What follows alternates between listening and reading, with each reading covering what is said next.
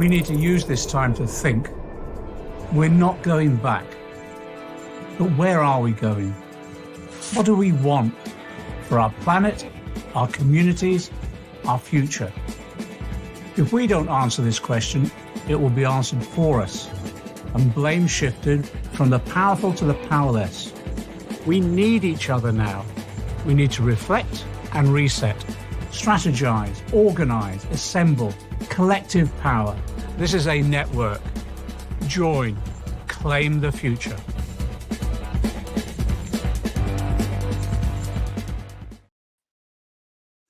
Hi, welcome everybody. It's John McDonnell. I don't recognise my face from that film. I haven't had a haircut for weeks as a result of the lockdown, and I can't trust any of my family with a pair of scissors in their hands, to be honest. Anyway, welcome. Thanks for coming along. And let me explain Claim the Future, and then I'll run through the agenda that we've got today. Okay. We set, for some of you who've heard all this before, I apologise if you've attended some of our previous events.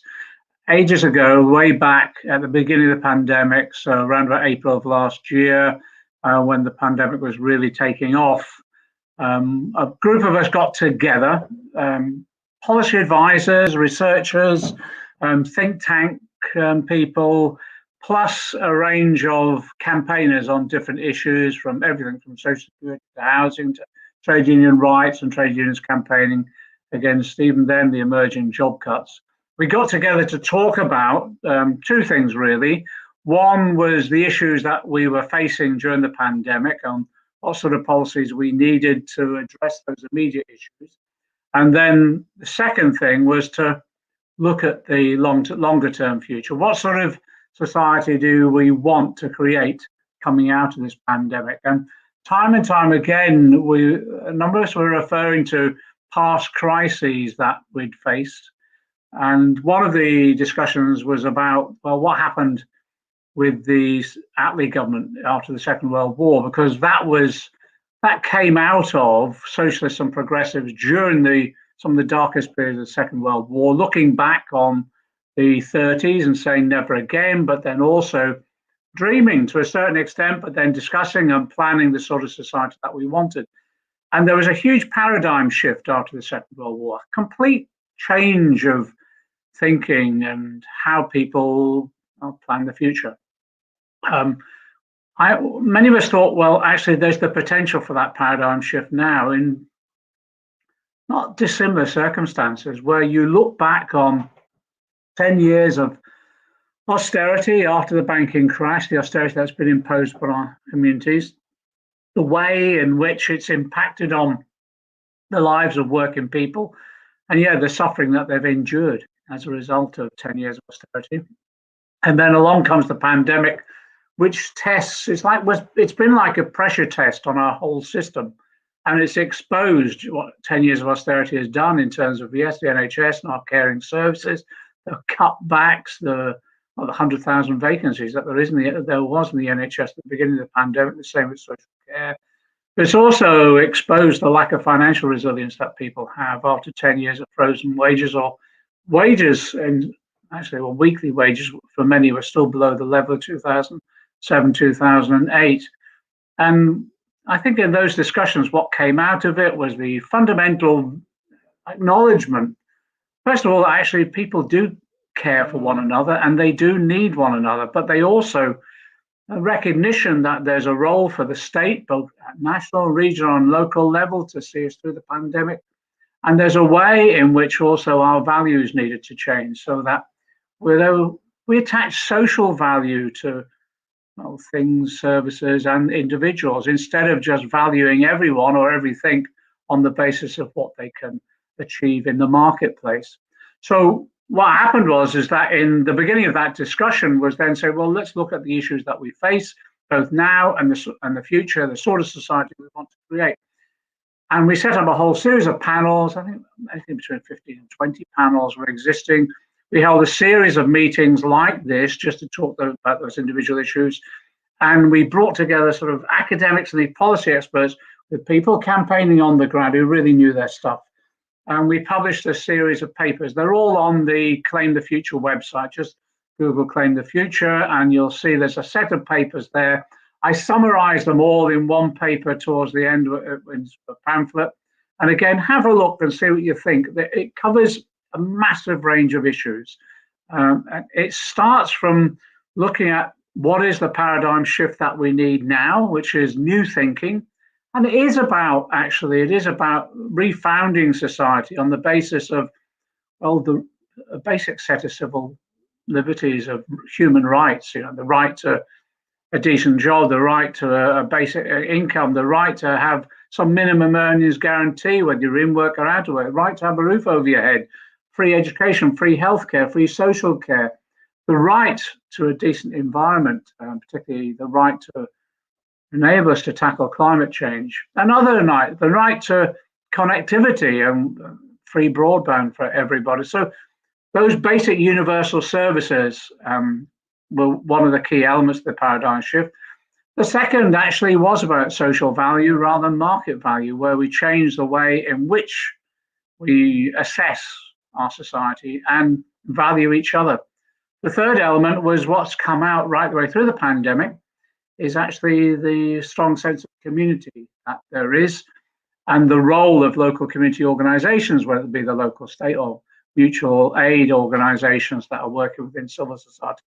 Then finally, I suppose the paradigm shift that has been coming for a while really is the recognition that whatever we do, inherent in everything that we do now, absolutely integral to everything that we do, is that we have to tackle climate change. So sustainability, environmental sustainability has to be at the heart of every decision and every policy that we undertake. What flowed from that then, yes, was a series of individual policies that we've been advocating. But now we're working to translate those policies into legislation, so that we have a legislative program that we can lobby for, both in the Labour Party and wider community, and also in Parliament. And it's available then for any progressive government that comes to power in the future, but also lobbying for legislative change now. That's the role that we've played in Claim the Future. It's been an exercise of it's the old concept of praxis, where you bring theory and practice together, because everything we've been doing is based around people's thoughts and research, but also linking it up with people are campaigning on those issues on the ground. In a number of areas, what we've been able to do is provide ideological ideas support, if you like, to campaigns, and also to make sure that we broadcast the range of campaigning activities that are going on. But the other thing as well is that where there's an issue that has to be addressed, planting the flag and launching new campaigns as well, or encouraging others to launch campaigns. We're doing a bit of work around debt at the moment, about mounting debt and how we tackle that with combination of windfall taxes and the writing off of debt as well. So it's issues like that that are quite significant now, but also they prepare the ground. They prefigure the sort of society that we want to create. What we've been doing recently is then have these Claim the Future events have largely been based on sort of national discussions. What we've been doing recently is organising within particular areas. Although geographically we can't actually locate the meetings under COVID, we can't meet physically. What we've been doing is targeting a number of areas where we geographically bring people together to say, look, here's some of the issues that we're confronting, here's some of the ideas that we've been developing. Let's talk about how that relates to a particular area or particular community. And it's all part of really stimulating and nourishing the debate about the nature of the society we want to confront, but also how we campaign and work together on the issues that our community are facing. Today, what we're going to do is have a number of speakers and then open it up to discussion and questions. Let me just run through the range of speakers that we've got. Our first speaker is going to be Andrew Fisher. Andrew Fisher, you know, almost certainly he was the drafter of the 2017 and 2019 manifestos. He was the head of policy for the Labour Party under Jeremy Corbyn. And again, I've worked with Andrew the last 20 years, one of the most creative thinkers, socialist thinkers we've got. Thelma Walker, of course, former MP for Colne Valley and formerly my parliamentary private secretary. Someone asked me the the other day, what was the worst thing about that election night on thing. I said, yeah, of course, the exit polls, as soon as it came out, but actually losing Thelma was absolutely heartbreaking for many of us as well. Then we've got Belle Ribeiro-Addy. Belle joined us in Parliament at the last election, and she's going to be talking about the impact of COVID on the BAME communities. It's one of the issues we've been talking about, and actually it's one that's absolutely key.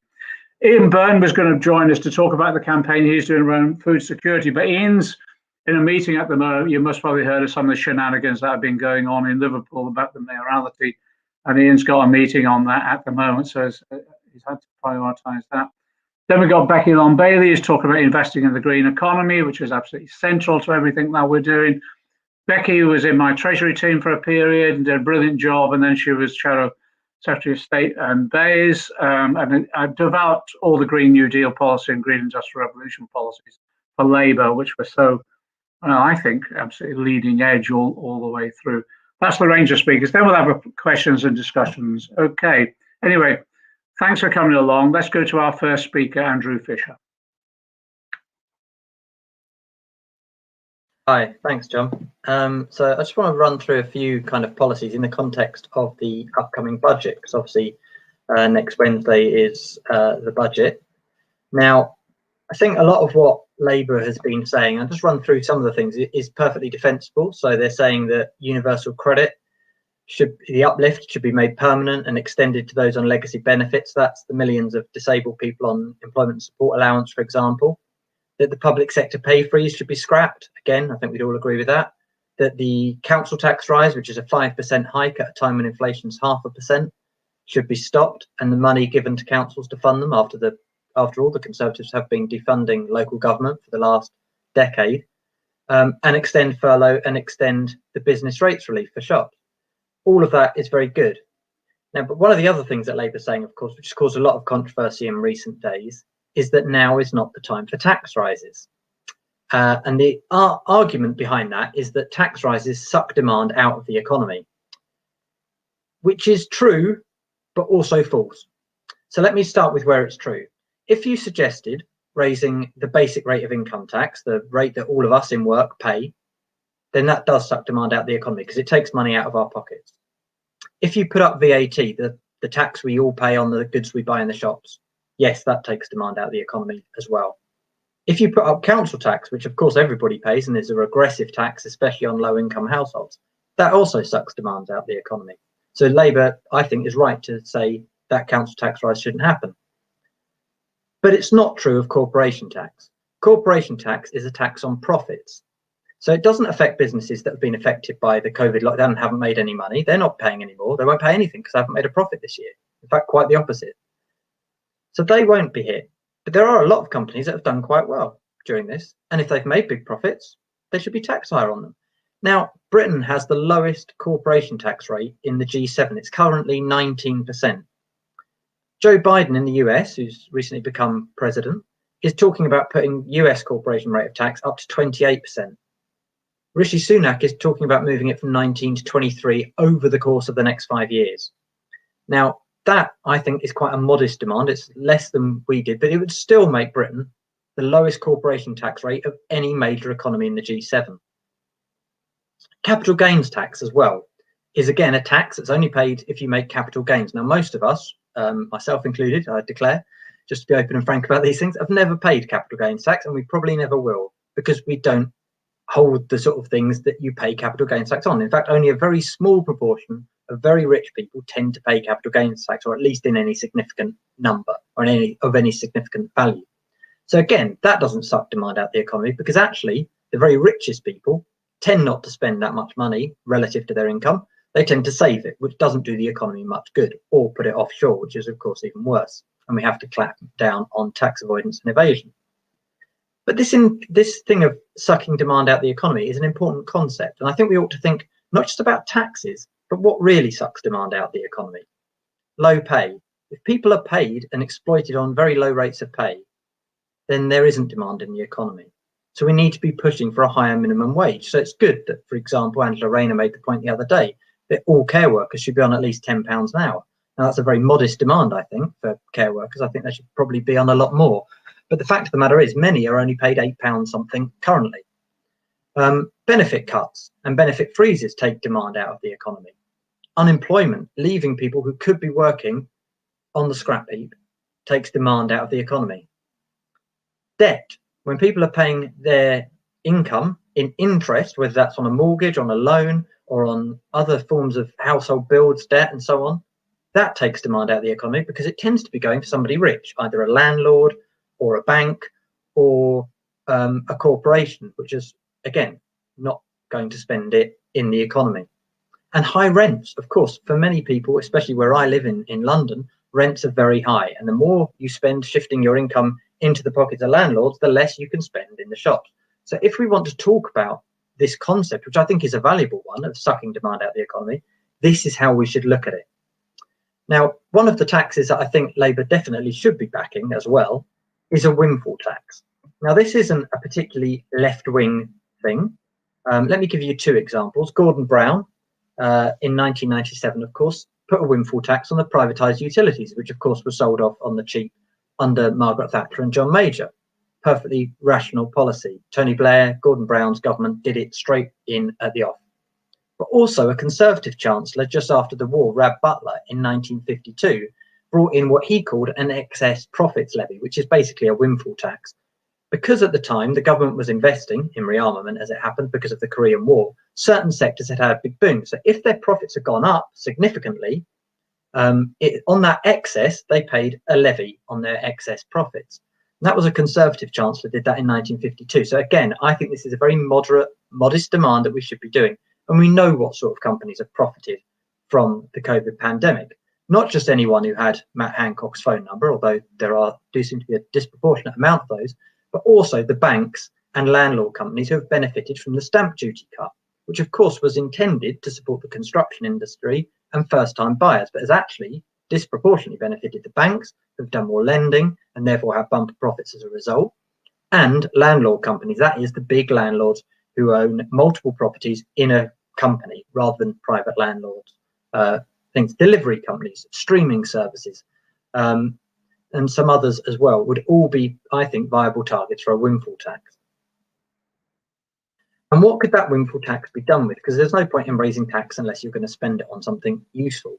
I think the key thing is rent arrears. There is a huge crisis in a number of people who have been made unemployed over this crisis or furloughed, losing 20% of their wage, that have got severe rent arrears. Now, it's estimated that 750,000 households across Britain are in rent arrears, and that may well be an underestimate as well. It's quite easy, I think, and I've looked at the numbers on this, to wipe out that level of debt with a windfall tax just on the banks and landlord companies. You could hypothecate it actually just into doing that, so that you don't leave a load of families at risk of eviction, at risk of homelessness, which then passes on extra cost to the government anyway. So I think that's a very sensible thing to do. But the focus of the budget actually, I don't think, should be about tax. It has to be about job creation and investment. And why do I say that? Because according to the DWP, there are 2.74 million people unemployed on unemployment-related benefits. So that's people who are both unemployed and people who are working very, very few hours and not meaningfully employed, as you and I would probably understand it. There are also 4.7 million people, workers, who are furloughed. Now, the vast majority of those jobs, I hope, will come back, and probably they will. But a significant proportion, maybe 10%, maybe 20%, probably won't. For those people, adding on to that already unemployed total is going to be a huge strain for them as individuals, but also a huge cost on the economy. And yet there is massive work to be done. As John mentioned, there are vacancies in the NHS and the care sector. We should be training these people. So a job guarantee to fund that, I think, is important. The green investment that I think Becky is going to be talking about later, again, huge programs that could employ and train people into doing skilled jobs, well paid, unionized, to be able to do that. There's other infrastructure as well, like broadband that John mentioned, railways, and of course, house building, so that we actually move the economy more into council housing rather than private rented sector homes, and homes for families to buy, not for landlords to buy. So again, there are huge, huge projects that could be done to tackle unemployment in this budget and create jobs, create investment, and green the economy at the same time. The other thing I'll just briefly touch on before I stop is social security, because I think this is a real issue. I've touched on it briefly about universal credit and the £20 uplift. But look, unemployment benefit in this country usually, without the £20 uplift, is £74 a week. If you're reckless enough to be under 25, which certainly doesn't apply to me anymore, it's £58 a week. Now, that isn't enough to live on. In fact, you know what? The Health Secretary, Matt Hancock, said at the beginning of the crisis that statutory sick pay, which was then £94 a week, he couldn't survive on that. And yet the government is expecting millions of people to survive on £20 less than that, because it seems that Rishi Sunak is only going to extend universal credit uplift for another 3 months. So we have to tackle this. Let me just give you one example. In Ireland, the main rate of unemployment benefit is £183 a week. In Germany, it's even higher. Other European countries have civilized levels of unemployment benefit that don't put people into destitution. And I think we have to follow suit. And that means a minimum income guarantee. We also have to scrap the benefit cap, the 2-child limit, and the bedroom tax, which, to Johnny Reynolds' credit on the front bench, he is calling for.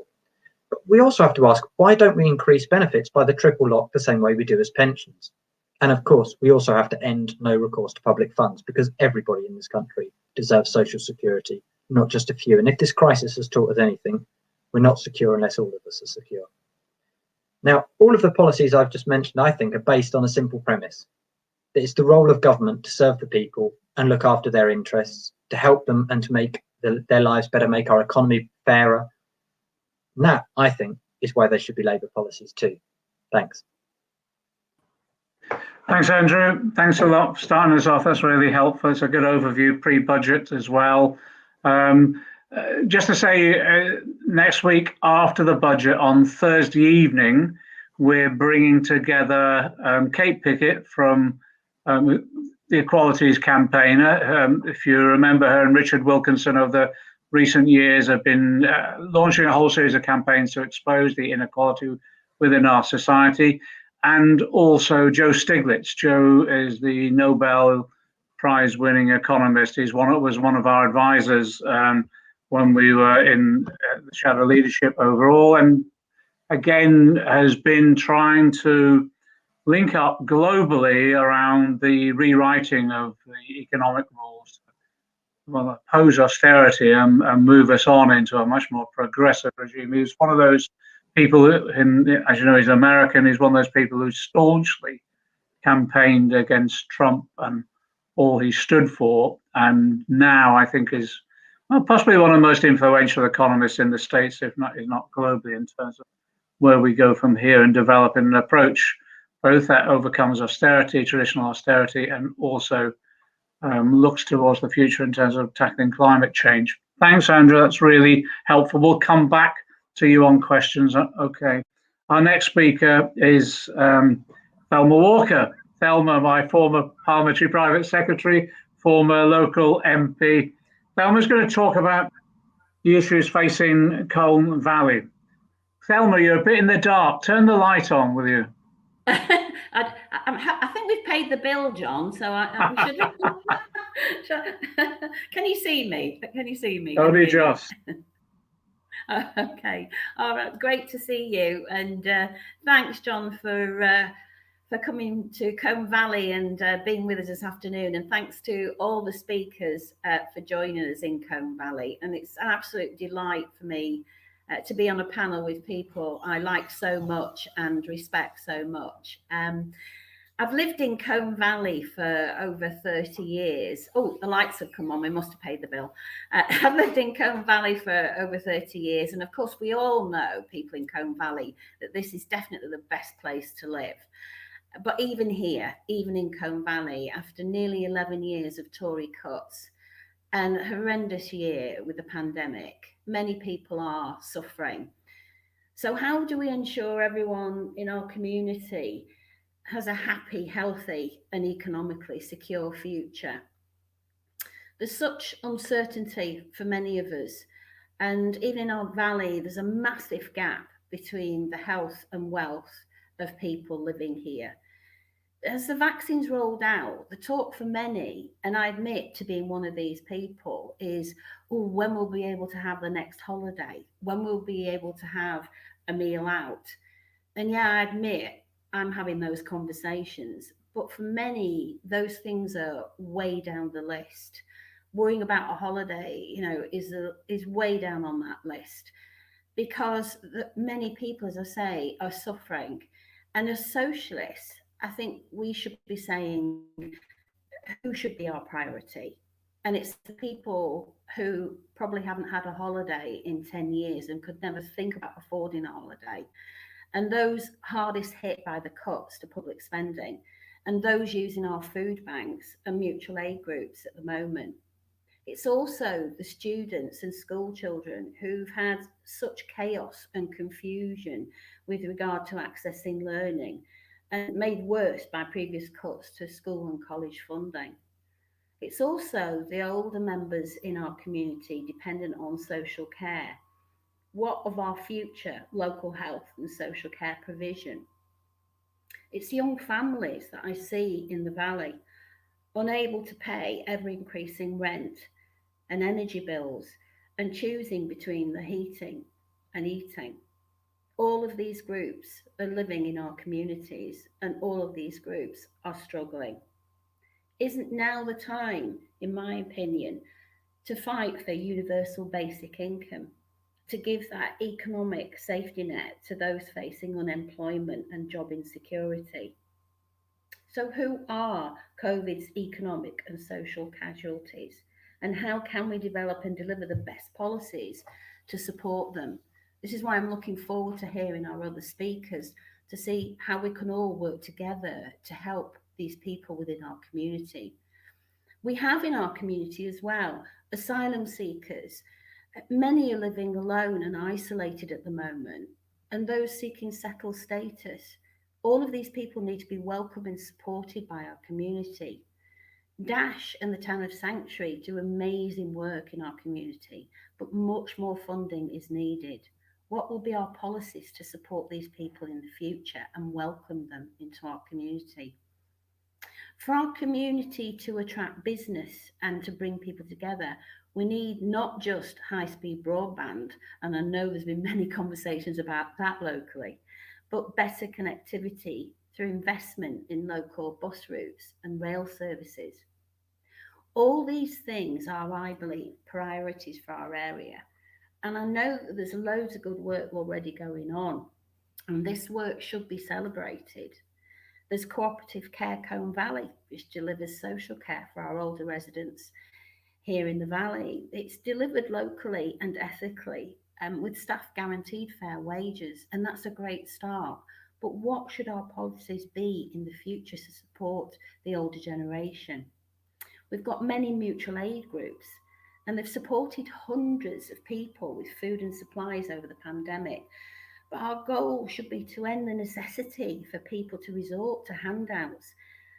And I know Ian Byrne's been doing some wonderful, amazing work on the right to food. And I'm sorry he's not with us this afternoon, but I would love to have him back in Colne Valley at one time just to talk to us about the wonderful work that he's been doing. We have local food co-ops, the Green Valley Grocer, the Village Green, the Handmade Bakery. They're great examples of community wealth building. How can future policy roll that out further across our valleys? With many volunteers helping to improve our environment, like the Colne Valley Tree Society, but moorland fires occur all too frequently, along with localised flooding. How can we work collectively to combat the impacts of climate change and deliver the green agenda? And I'm looking forward to hearing Becky talking about this in a few minutes, including green jobs for the future. The late great Tony Benn said, "I think there are two ways in which people are controlled. First of all, frighten people, and secondly, demoralise them." As socialists, I believe our job is to support those in our community who feel frightened and demoralised at the moment by nearly 11 years of austerity and now have become economic COVID casualties. We in Colne Valley have a responsibility to work for social, economic and climate justice for all. Let's claim the future for Colne Valley by working together for the greater good. Solidarity. Thanks, Thelma. Thanks ever so much for that. I just wish it was being heard in Parliament. Really do. We miss you, I tell you. Thanks for that. Was terrific. Look, our next speaker is Belle Ribeiro-Addy. Again, as I said, she came into Parliament at the last election, has had an incredible impact, both in terms of interventions in Parliament, but also her organisation of the left within Parliament too. She's the chair, one of the joint chairs of the Socialist Campaign Group. She's a ruthless chair, and that's exactly what the left need in Parliament. And she's also done an awful lot of work. I know you've set up Inclusive Colne Valley, and you're working on the basis of what happened in the mobilisation of Black Lives Matter. Well, Belle has obviously been integral to that, but she's particularly taken up the issue with regard to the impact of COVID on BAME communities. One of the most fundamental issues of the recent period that government has successfully ignored. Belle, over to you. Thank you very much, John. Thank you for inviting me to speak today. Just to say, it's been really stark, the disproportionate effect of COVID on BAME communities, and we have to remember that the coronavirus didn't invent these health inequalities. It was institutional racism that did. Because even without the virus, BAME people living in this country have a lower life expectancy, higher infant mortality, higher death rates from illnesses in hospital. And, you know, these disparities have been outlined again and again. And we know that not one of them is an accident of biology. I remember last year, the most glaring statistic in Public Health England's report around the disparities with coronavirus came not directly in reference to ethnicity, but the mortality rates from COVID-19 coming from the most deprived areas, and saying that there are more than double in the most deprived areas. So it's affecting our working class communities overall. But instead of solutions, we've heard commentators attack what they refer to as Black lifestyles and choices, as if, BAME people, 80% of whom live in the poorest areas of this country, choose and prefer to live in overcrowded housing and be in lower paid jobs and have reduced access to healthcare, and as if we made up the only communities that had underlying health conditions. And you even heard commentators talk about genetics, which is bizarre, given that in Africa, Asia and the Caribbean, the death rates from COVID-19 are actually vastly better. So whilst all of the evidence actually pointed to structural inequalities, the government ordered a review into vitamin D and the coronavirus. And they did this above and implementing the Public Health England recommendations. And they repeatedly delayed and deprioritized the immediate needs of Black communities in the country. And as far as I'm concerned, that sent the message that Black lives don't matter. So it was no surprise that I think globally that the Black Lives Matter movement resurged. Obviously, it was sparked off by the death of George Floyd, but it was against a backdrop in the US and the UK and across the world, where we saw large amounts of Black people, Black, Asian and minority ethnic people actually all dying disproportionately of the virus. And we know that it was sparked by a death in custody. And we know that it's something that we're not immune to here in the UK, in this country. Black people are over-policed as citizens, under-policed as victims, and we have to be wary of what that means moving forward.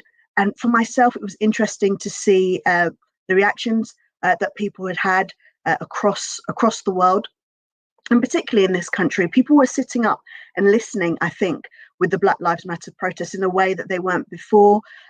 People were learning more about our colonial past than they were before. And some of the gestures from some companies were clearly very tokenistic because they wanted to make sure they were being seen in the right light, but even more so, more genuinely, had people asking questions, asking what it was to be a true anti-racist, talking about white allyship and addressing issues of white privilege. And I thought that was really important. Now, during this entire period of the pandemic, I think when it became the most clear to me that there was a disproportionate effect, and this is before any figures were produced, it was when the papers published the first photos of the 10 doctors and healthcare professionals that had died from COVID. They were all from Black communities, and usually, and they were mostly men, And usually when black men are splashed across front pages like that, it's not usually as heroes. But we have to remember that these individuals were key workers, and like so many others across the country, have died in service of the people of this country. And I think it's important to remember that, especially when people descend into really toxic narratives about race and immigration. Now, as early as was the 7th of April last year, papers were reporting the disproportionate number of black patients in ICUs. And, we had the chair of the British Medical Association, talking about ways in which we should be, rapidly mitigating those circumstances and the risk assessments that needed to be done. And though it took a long time before those were done at all. And I think a point that the Black Lives Matter movement addressed at the time is it seems to be hard. It's always so hard when it comes to addressing issues that affect race and the black community more generally. That so many protests are needed, so much noise is made before people even consider what issues need to be addressed, even though successive governments claim they are. And one of the major things that they do, and it's been happening for years and years and years, is let's have a review, let's have an inquiry. And over the years, since the Stephen Lawrence inquiry, the Macpherson inquiry, we have had so many different reviews into what's happening and how it's impacting communities and the racism that occurs. And all of these reviews have recommendations, and successive governments refuse to implement them. And even when large numbers of people are dying at this rate. And another area, I think, where political decisions are having a massive impact on BAME people's experience of the coronavirus is our immigration policy. Now, immigration in this country has always been synonymous with race. We've never been able to detach it, and that's part of the reason that we ended up with the Windrush scandal in the way that we did. And it was a report by MedAct that found that systematic biases that disadvantage people from BAME backgrounds are likely to be worsened by NHS charging, and this leads to in health inequality and worse outcomes for BAME patients. Now, I hear from people, from my constituents whose children are growing up without basic necessities simply because of this administrative decision about no recourse to public funds. It's an accident of their birth, and sometimes it's not even their own birth, it's their parents' birth. And yet the government continuously, even in a challenging time like this, has refused to repeal legislation on no recourse to public funds. And I can't stress just how inhumane and dangerous and actually ridiculous doing something like that is during a situation when we have a communicable disease. But this isn't just the UK's approach locally, but it's also globally. Vaccine nationalism has become a global threat. It's a major issue. 95% of the vaccine that has been produced so far has been sold to the richest countries in the world, including ours. And this is a global pandemic. It's not something that's happening just here or just in small pockets of the world. And our own safety and health is actually dependent on our safety globally and our neighbours globally.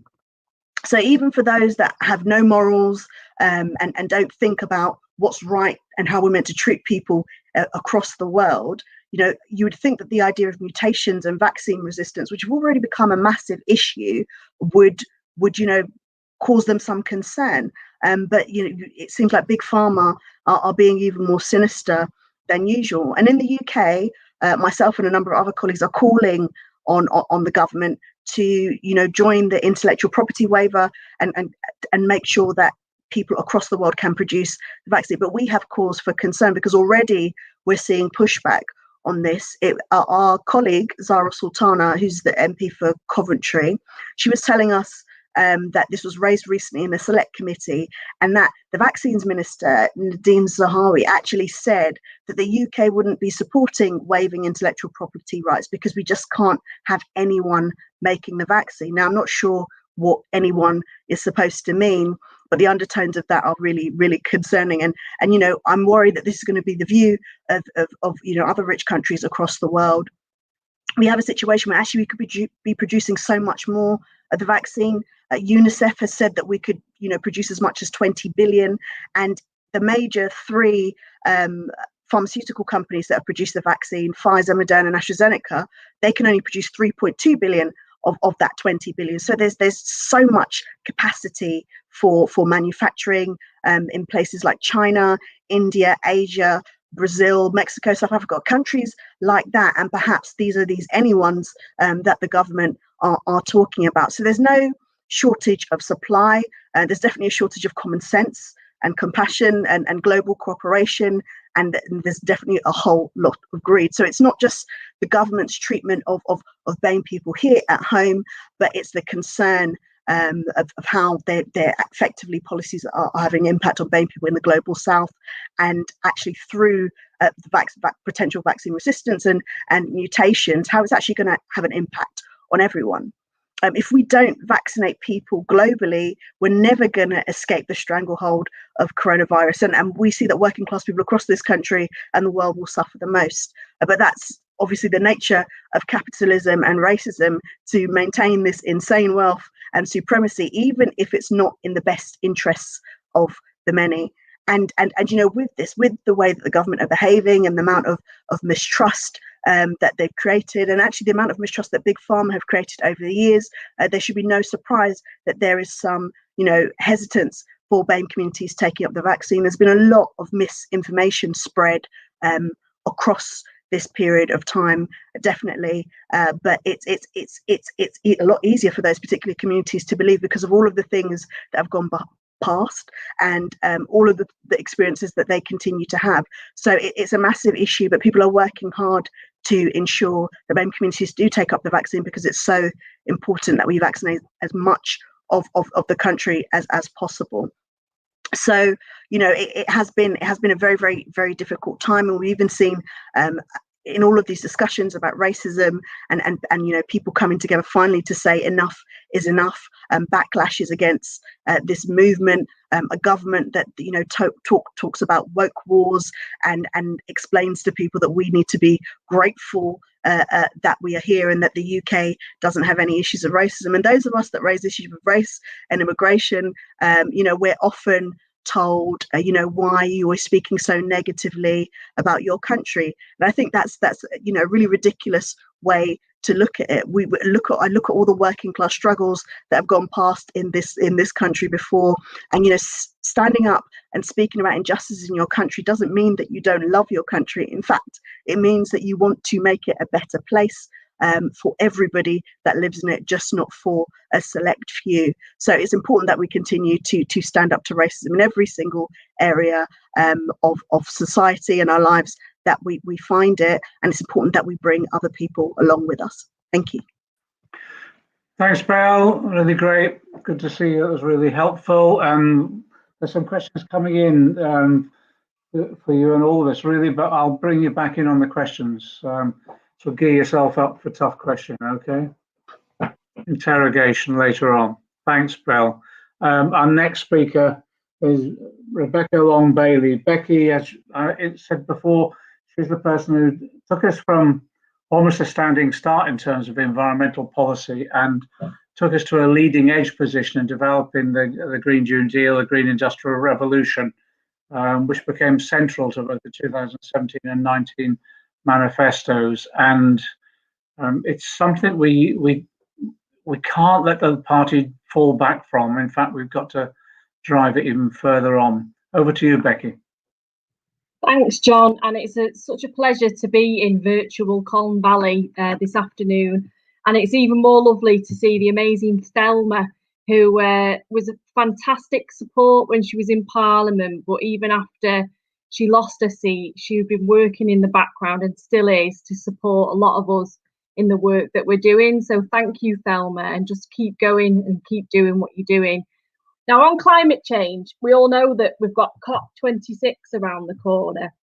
But sadly, earlier this year, all countries, including the UK, missed the symbolic 9th of February deadline to strengthen plans under the Paris Agreement. And also the Committee on Climate Change in Parliament warned quite starkly that the UK government was not going far or fast enough to reach net zero. So when the government pinched our idea, our title of a green industrial revolution, that's all they pinched. We hoped that the 10-point green plan that they were developing would address some of the concerns that had been raised, but unfortunately they didn't. and it actually translates to only about 50% of the required emissions cuts to meet our 4th and 5th carbon budgets. So we're in a bad place on climate change. Now, turning to the pandemic, we've seen some of the worst pandemic management in the world here in the UK. We've seen people's insecurity revealed for the whole world to see, because we simply didn't have the economic system set up to protect people when they needed it in their time of need. And that didn't happen by accident. 40 years of deindustrialisation, an economy that was reliant on household debt to spur on growth instead of industrial strategy, and stripping away the foundations of our welfare system meant that we entered this pandemic in a perilous state for most people. And the saddest thing was that if we'd started to implement some of the plans in our green industrial revolution far earlier, we wouldn't have been in this situation, because we would have seen an economic reset. But now what we've got to do is turn our attention to rebuilding the economy. And again, the picture's bleak. I'm not cheering many people up today, I'm afraid. But the UK has been the worst hit of all advanced industrial nations in this pandemic, and tackling climate change was our chance to rebuild. Now, you saw countries like Germany getting 40 billion euros, in terms of their green investment packages. And here in the UK, we got a paltry 12. And much of that was repackaged announcements that the government had made already. And the fact is that warm words aren't enough to tackle the climate crisis. And it's not just about increasing investment, it's about that systemic economic change that we need to see. Now, if anybody's read the work of Naomi Klein, or if you haven't, I definitely advise you to Google her today and get some of her fantastic books. But she wrote a paper in 2011, years ago now, called Capitalism versus the Climate. And she told us in that groundbreaking paper that climate change was a message, one that was telling us that many of our culture's most cherished ideas were no longer viable. And she said that real climate solutions were ones that steer interventions to systematically disperse and devolve power and control to the community level. And importantly, arriving at these new systems is going to require shedding the free market ideology that has dominated the global economy for more than 3 decades. Well, 10 years on from that paper, not much has changed. And we're also faced with the stark message in the form of COVID-19. And the fact is that we're not going to be able to tackle climate change if we tinker around the edges. We have a few green grants here, a few green grants there. We tinker around with tax credits and other elements of incentivisation within the system. That's not going to be good enough. We need to build an economic system that's geared up to tackle climate change, and also, in doing that, setting it up to support people when they need it throughout this pandemic and in any other crisis that they might face within their lives. And we had so many good ideas to build on just before the last election, and we need to go much further now with this government. We're going to have to pull out all the stops to develop even more policies that will speed up the work that needs to happen. And I'll just give you a few examples of the work that was carried out in those groundbreaking policies. That I didn't, I had a lot of help from a lot of fantastic people, I have to say. It wasn't just a case of me thinking up it all by myself. We had a fantastic team working on this. And we got a detailed expert report that identified the most radical feasible pathway to decarbonise energy by 2030. And the recommendations included things such as upgrading every home in the UK with energy saving measures like insulation and double glazing, looking at damp homes first and those in fuel poverty. We looked at installing 8 million heat pumps, 7,000 offshore wind turbines, 2,000 more onshore wind turbines, and solar panels covering an area of 22,000 football pitches.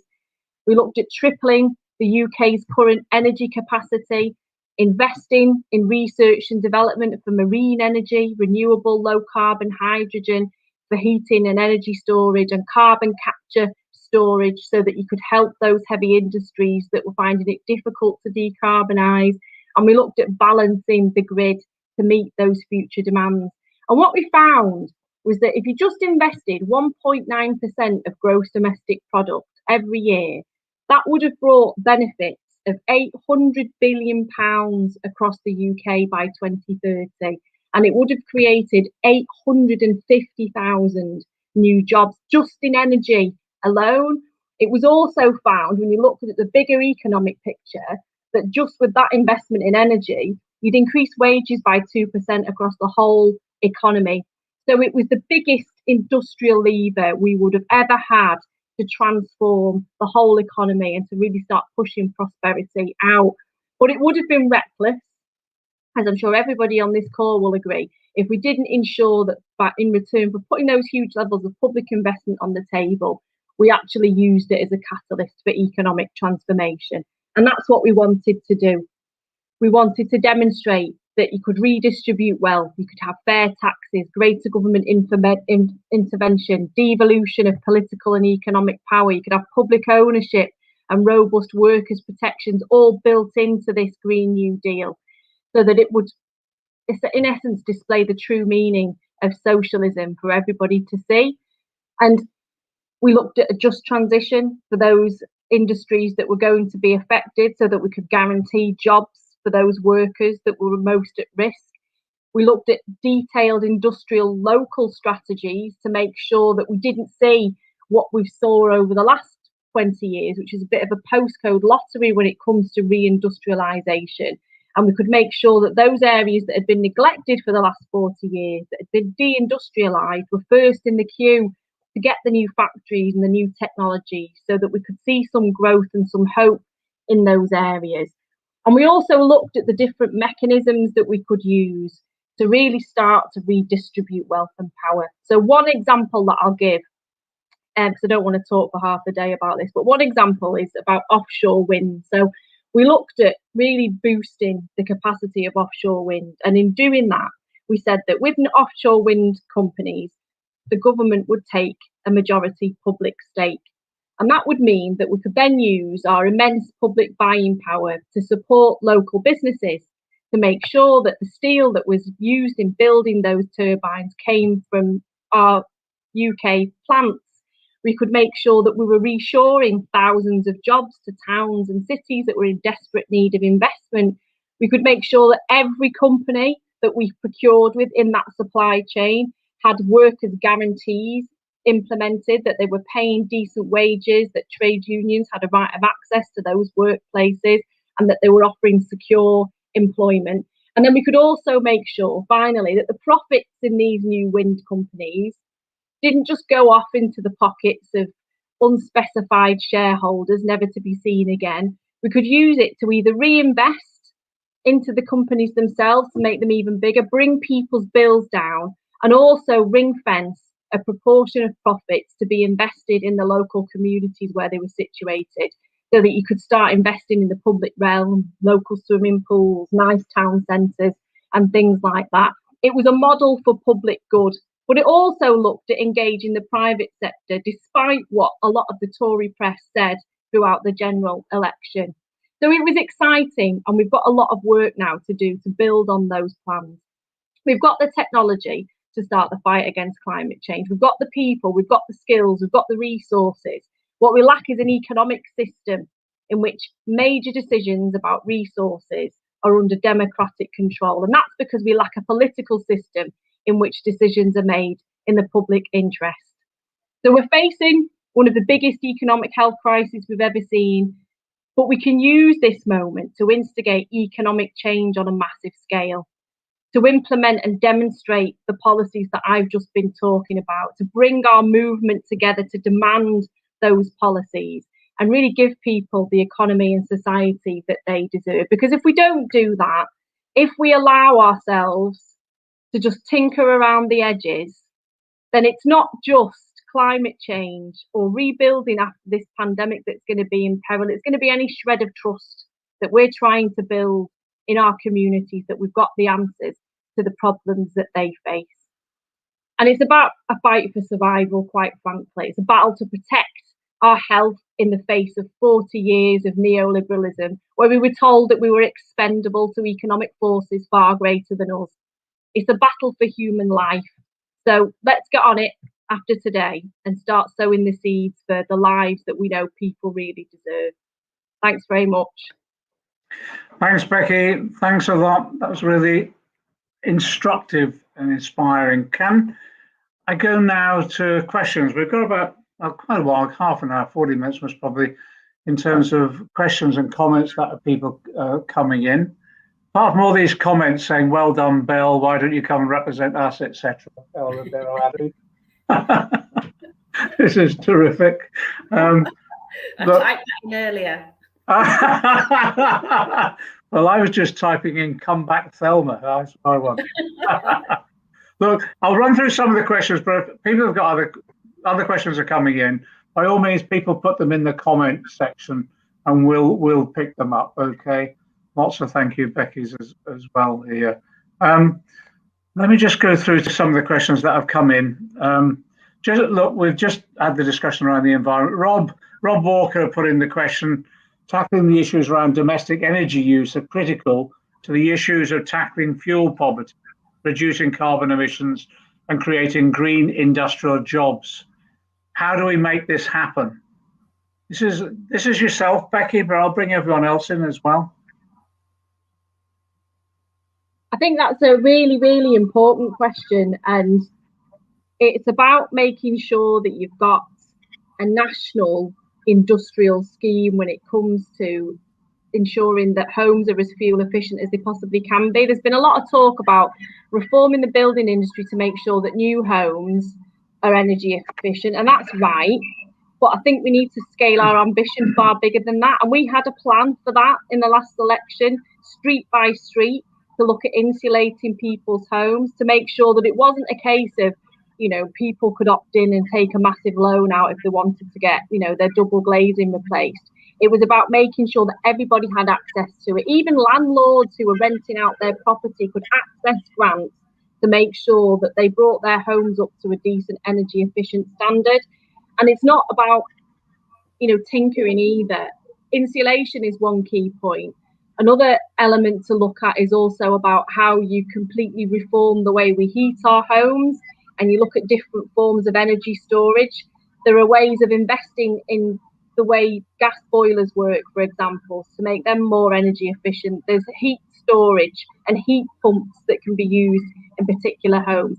And there's also solar technology that can be used to heat people's hot water, for example. And the amount of jobs that this could create is phenomenal. Now, we don't have a government that is as ambitious as we were, unfortunately. We've got the Green Homes Grant at the moment, and nobody really understands how that works, not even the government themselves. I think very few people have been able to access it so far, and it's certainly not big enough, and it won't target particularly those homes that are in fuel poverty, to make sure that their homes are brought up to speed as quickly as possible. So what we need to do is start concentrating on working with our own local authorities, I think, to start encouraging them to look at their own local municipal energy schemes in ways that they can start to support residents.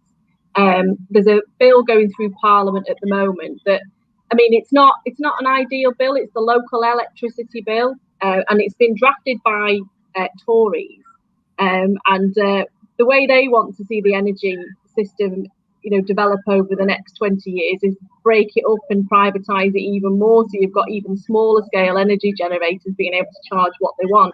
But there's an element in the bill that does allow for local areas to set up their own generating capacity far more easily.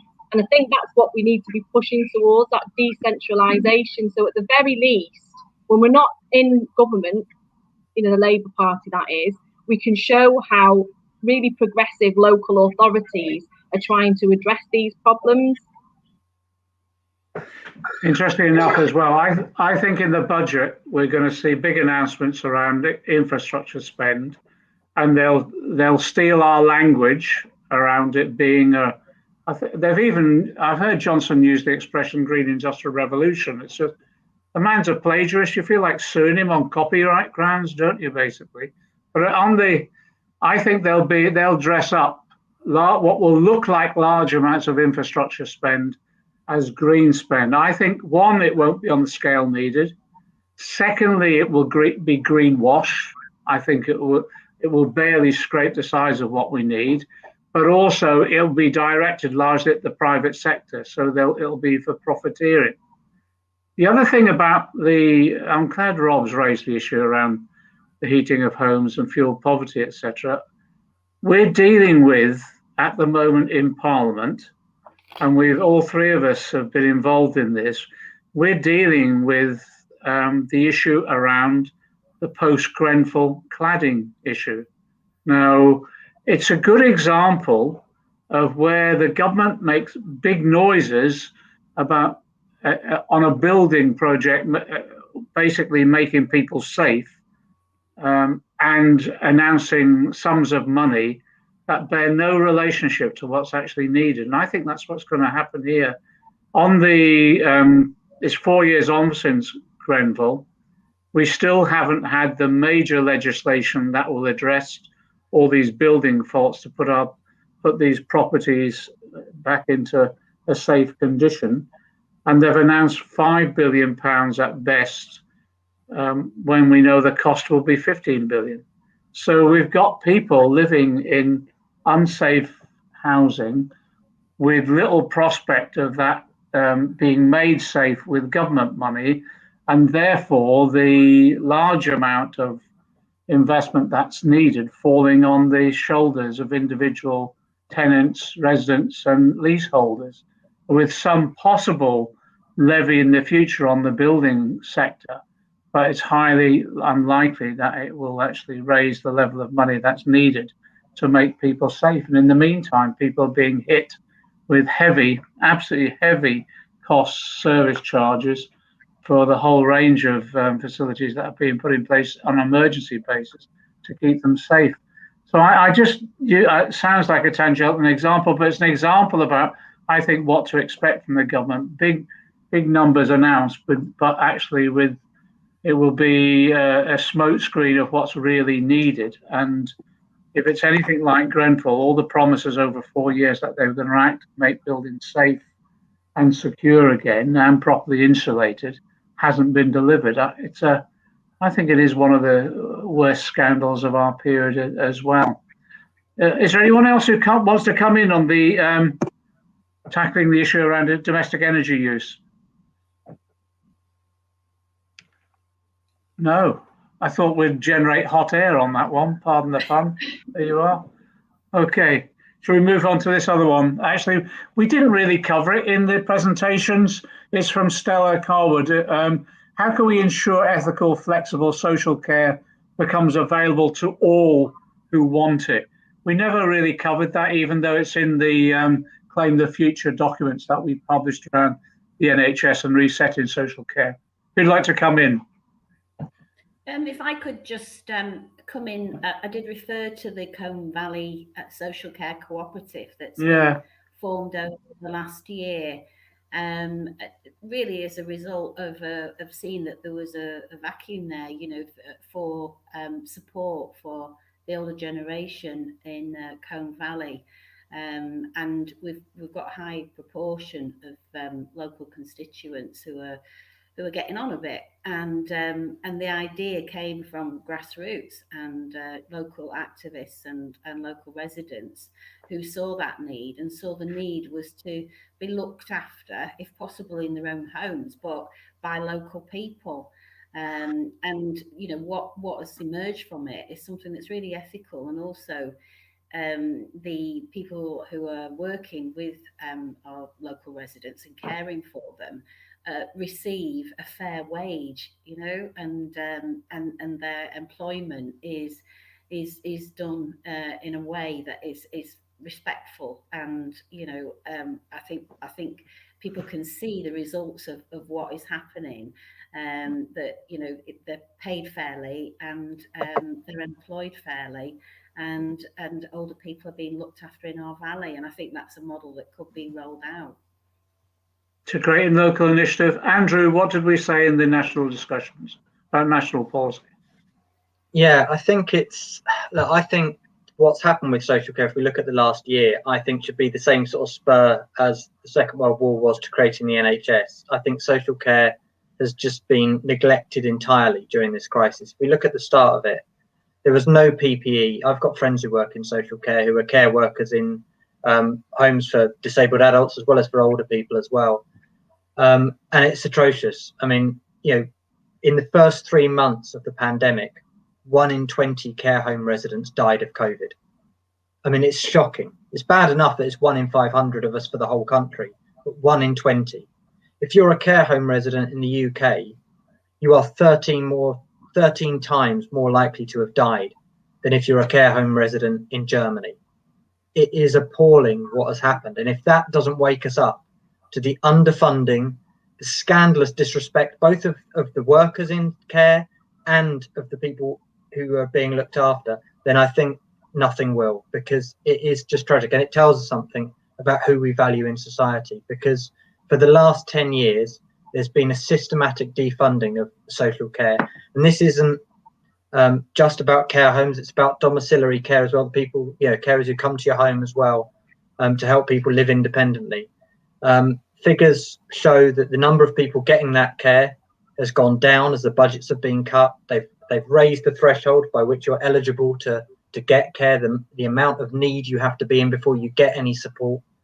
And it's not surprising that people have been neglected and people have died in unprecedented numbers in the UK. So I think what we need is a national care service that is comparable in terms of funding, status, pay of the workers to the NHS. And until we get that, we are just not going to have a system that we're doing. This is a growing problem. We're an aging society. We all know that. Somebody has got to bite the bullet and say this has got to be funded. We cannot allow, you know, older people, disabled people in this country who are in care to be treated like this. And I think if that's got to be the kind of big moral imperative, and I'm sorry I didn't really raise this at the start. You're right, John. It's something we did have policy on. I think, you know, if you look at Scotland, I think it was brought in actually when it was a Labour Lib Dem coalition and carried on under the SNP, to be fair. But there's free personal care in Scotland in the care system, which is a step and probably as much as you can do with what they're able to do under devolution. But we've got to go further than that. We should have a completely free care system in this country. And it's funded out of general taxation. I think not many people, we've had these discussions before, Thelma and Andrew and others, not many people have really understood the financial structure of care in this country at the moment. The way actually it is now overwhelmingly either in the hands of private companies, with some charities, third sector charities involved, but the way that those private companies are structured is actually a lot of them, their basic holdings, in other words, particularly the land and the properties, are held by venture capital. And I went through the experience a long time ago, maybe 10 or 12 years ago, with Southern Cross, which Southern Cross went bust. It was a large conglomerate. And then you discover actually Southern Cross was actually just almost a front organization, and the main backers were venture capitalists who owned the property. So Southern Cross as a company had no assets to borrow up. It was just extraordinary, really. And that's what's happened throughout. And it's the financial structure is so precarious that we have it's now down to about 4 major providers, most of whom are in a financial precarious position, particularly as a result of austerity measures, cutting local government finance, which then pushes pressure on the rates that local authorities will pay for their residents being in the these private sector homes. And they're also under pressure from the heavy charges and interest rates that they then pay to the venture capitalists who largely own the assets from which they operate. So it's when we were doing work before the last general election, basically it was fairly clear that there was a precarious large group of companies operating. Below that, there were quite a large number of smaller companies. It was interesting, many of them were small companies owned by people who actually had set the companies up in the 70s and 80s and were themselves fairly elderly. It's quite remarkable, fairly elderly, and looking to get out of the sector itself. And then you had a small number of charities. And as Thelma has done, as exemplified in the local area, quite a large number of civil society organizations coming together to fill the gaps that there are out there. So when we were looking at it, the public provision solution seemed to be the optimum one, but also we were standing ready to deal with the crisis in social care as if and when some of these larger companies actually went into administration. And I think I agree with Andrew. We've got to bite the bullet, grasp the nettle, whatever the metaphor is. We've got to get on and do it now, because unfortunately the standards in some of these homes as well are challenging, and that's largely because of lack of staff and the underpaying of staff.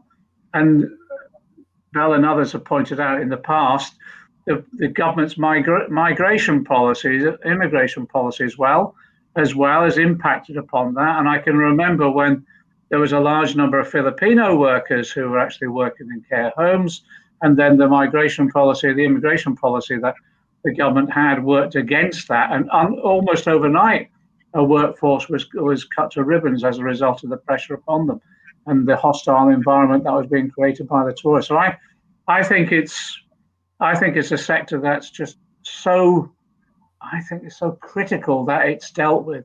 Even Boris Johnson said, if you remember when he first elected leader, this would be one of his priorities. Theresa May said the same thing, and they've all put it off. And if anything that comes out of COVID, I think it might well be one of the key issues that has got to be addressed, particularly with the aging population that we've got. Let me just move on to this other question. And again, it comes from Elaine Ratcliffe, and it comes from, as Thelma has indicated, the local initiatives that are taking place within Colne Valley, which clearly is the centre of the world, as Thelma Walker has always argued. Inclusive Colne Valley sprang from the emotion and energy created by the horrific murder of George Floyd and the BLM, Black Lives Matter movement. We're a very, very white valley, but we feel strongly our responsibility to act alongside the BAME communities in Huddersfield. Our purpose is to foster an anti-racist culture within our communities through celebrating diversity in all its forms and promoting difference as a positive, as an absolute positive. How can the left achieve community cohesion and support grassroots activists like Inclusive Colne Valley? Belle. There's another valley in Wales actually, and I always say Welsh names wrong, so please don't tell Beth Winter. Colne Valley, and is that right? A few months ago, just towards the end of the year, they were actually asking the same question. They, again, less diverse valley, less diverse than Cardiff, which I think is not far away. If it is far away, again, please forgive my geography, but they were talking about that, and actually particularly young white members in the area wanting to create their own Black Lives Matter movement. And we were talking in exactly the same way about white allyship and how important that is. And they did form a Black Lives Matter group, and on many occasions they linked up with other groups across Wales. And I suppose that's the best way to start. The strength of the anti-racist movement has always been that it's been diverse. And I think it's very, very important that those that are experiencing discrimination, have been leaders within that movement, but it's for everybody to be involved. So it's really important to, I suppose, make those links with the different groups. And with all of the digital connectivity we have now, you can always invite people to meetings and show solidarity that way. When we are allowed out, eventually continue to join protests, but people, particularly across this period of time, and last year during the protests, were joining as many actions as they could online and asking questions. And I think it's really important to ask those questions, because I think people assume that even if you are Black, for example, that you must be an anti-racist. To not want to experience discrimination isn't being an anti-racist, it's just not wanting to experience discrimination. It calls on both Black people and white people to actively be an anti-racist, to actively challenge it and be involved in those movements and all of those actions. So I don't think being a quite a very, very white valley or a less diverse valley kind of omits you from being involved in that way. It's just very important that you've taken that decision, and that you get involved in the wider movements and use that as a platform to create that idea of inclusion within your area, because the country's becoming more and more diverse, and no matter what the government try to do in terms of immigration, that's the way it's happening. So I think that's a great thing, and I think just to want to do it is the best start. Elena's come back and also said, how can you support Inclusive Colne Valley in relation to pushing back the date for the EU settlement scheme? Actually, also, she said she needs a bit of a help with launching their website. Have we got any technical assistance? We'll have to try and dig someone out, Belle, to see if we can get some technical assistance up here. For the website, EU nationals, yes, that is a massive worry. I'm surprised that I haven't had, because I've got one of the largest EU national populations in the country. I'm surprised I haven't been asked for more assistance at this period in time with support for applications for settled status, and that means that a lot of people have done it already, and there's going to be this big lull in between, especially with the coronavirus pandemic, and we are predicting that there could still be as much as 1 million who haven't registered, and that deadline is on the 30th of June. It has to be extended at the very least because of the coronavirus pandemic, but also because people haven't been kept well informed enough about what they need to do, and above that, people are already experiencing issues, and this was before we officially left the EU on the 31st of December. The 3 million, the EU group, had actually found that there were people who were being denied support on the basis of their being an EU national, all of the coronavirus support, which shouldn't have happened. I've had a case recently in my constituency where a homeless mother with children was denied emergency accommodation on the basis that she was an EU national. That's absolutely wrong. That shouldn't be happening. So as much as pushing the date back, we also have to look into a situation where we're educating local authorities and other public services not to start denying EU nationals the services that they need simply because they've been given either no information or very, very poor information about what's meant to happen during this transition period. So absolutely, it has to be pushed. It's something that we hope to raise in Parliament if we're given an opportunity to do so. But it's already starting to cause problems, and it's just disgraceful the way they've put everything in place. They need to fix it. It's going to have a massive impact on our public sector in terms of the workforce. Yeah, I haven't had any cases yet, but people are reporting them emerging right the way across the country now. Although I think part of it is access over COVID as well. I think we'll be inundated once we get back into physical surgeries as well, I think, on some of these things. We've got a question from Lewis and Evie. Lewis and Evie sent me a note just to give a bit of background to this. We're in our last year of sixth form, currently doing A-levels, and we're due to sit our final exams this summer. Across the country, there's been inconsistencies across all levels of education in virtual teaching, particularly in poor areas where students have been less access to online resources.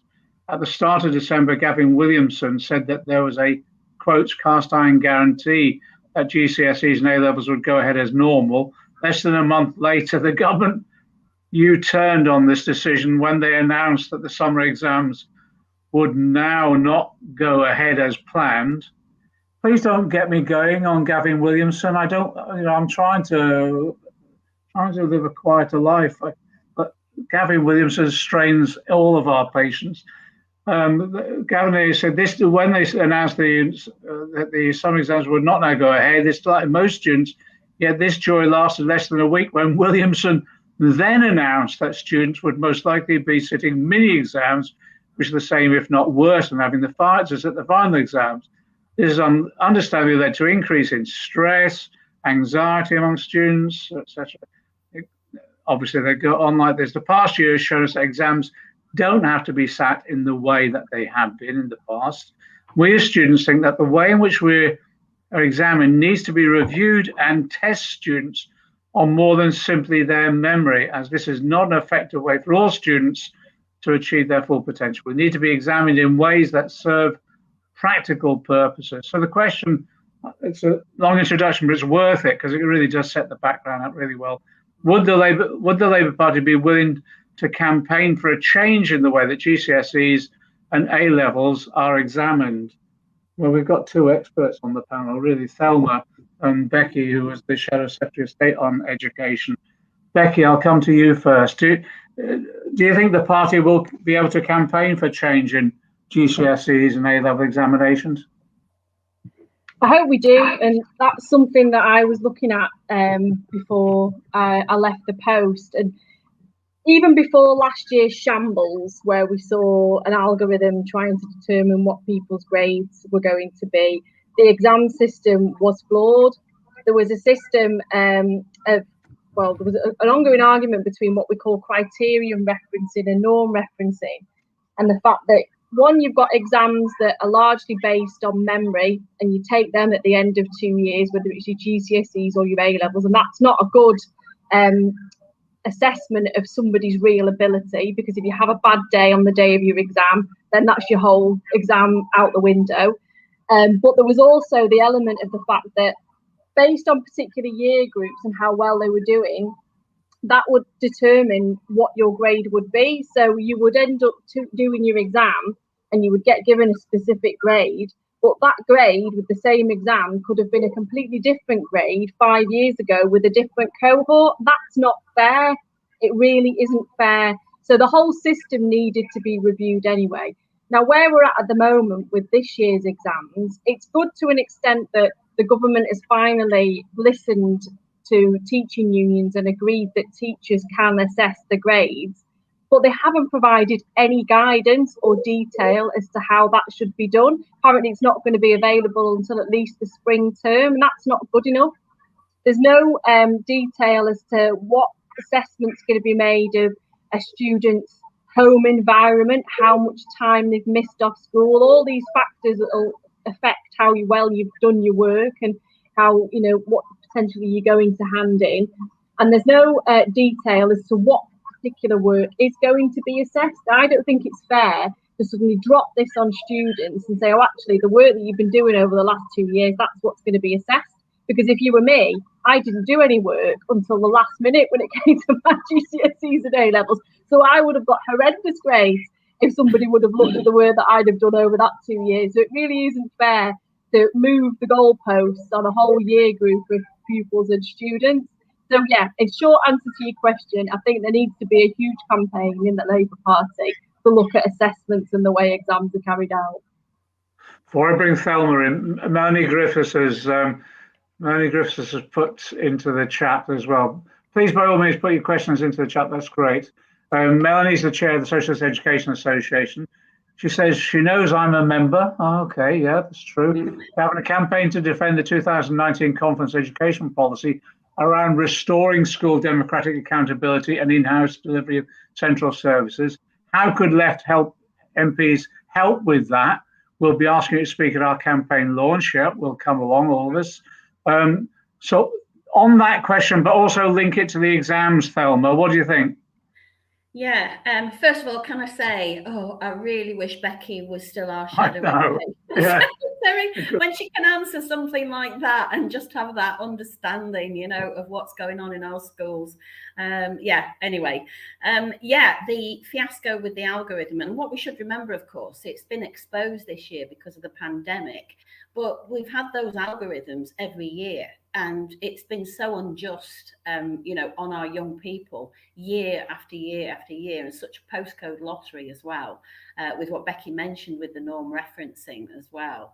So that really has to change. And I suppose the fact we've now got assessment for our exams at the end of this year is a positive. And, the respect for the profession that, our teachers, I've worked with very few teachers that didn't know their students very well and didn't know the work they've been doing.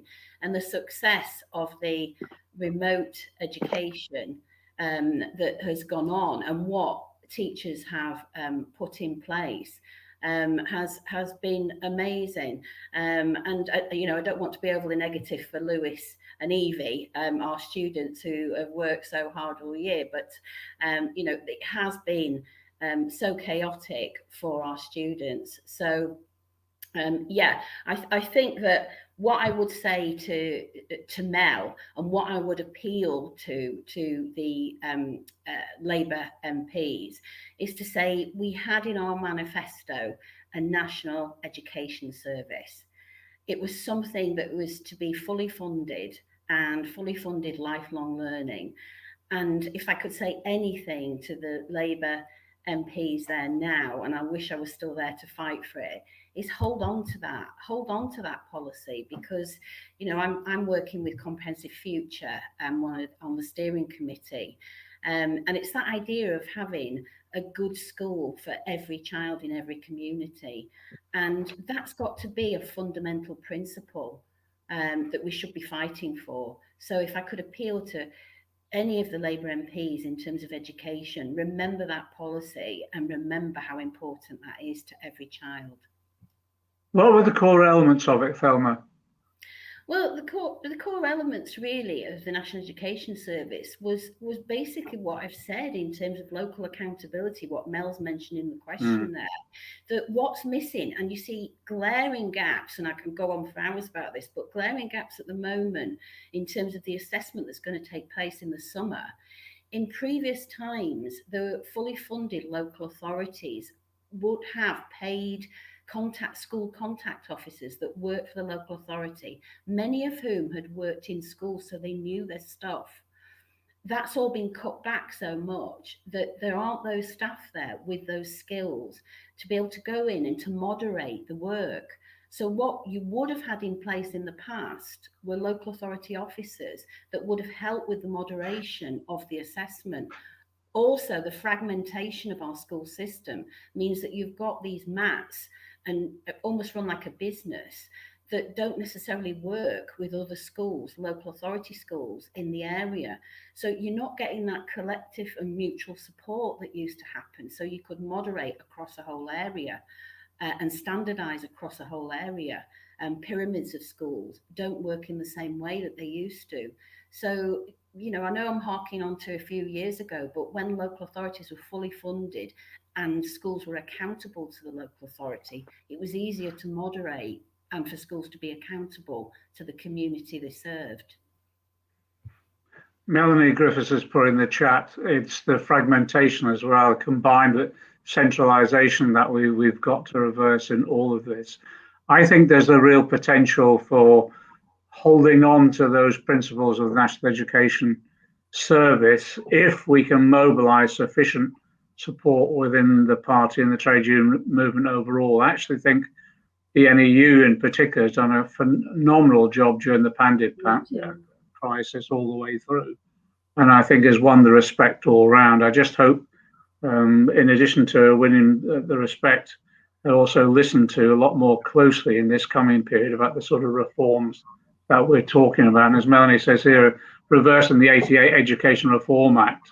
That's what the 2019 policy that you developed, Thelma and Becky, would do. We shouldn't lose that. Glyn Barker's put in the comments, just to say, let me just find it again. Glyn Barker put in the comments with regard to, I can't find it now, with regard to yourself, Becky, Belle, thanks for the welcome points, Belle. So important yet shamefully under-communicated by those in authority. I agree, and I think that's part of the issues that will be taken up so that we're more forceful in the development of that policy. But Glyn also put a question in around community wealth building, which is for community action, community wealth building.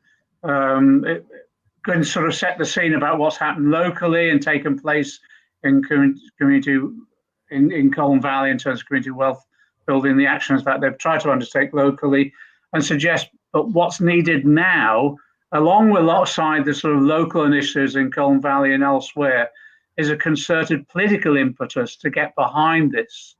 So he's asking me, but I'm going to put it on your plate, Andrew, about what our thoughts are on this and what movements there are in and around the left to push for such measures as community wealth building. Where do we go from here with this? Because it was developing as a central plank of Labour policy, Andrew. Yeah, I think that's right. And I think there are some wonderful initiatives going on. I mean, I mean, the idea of community wealth building has been developed for a long while, but I think it's taken on more impetus because of the austerity that local government has had. I mean, I'm speaking to you from Croydon in South London, and as some people might know, Croydon recently went bankrupt, effectively issued a Section 114 notice, which means, basically the government is now dictating our local government policy rather than the elected council, effectively. And that's a real problem. But the reason that happened, there were definitely some mistakes locally, and I'll put that openly on the record, and I think all the local councillors accept that.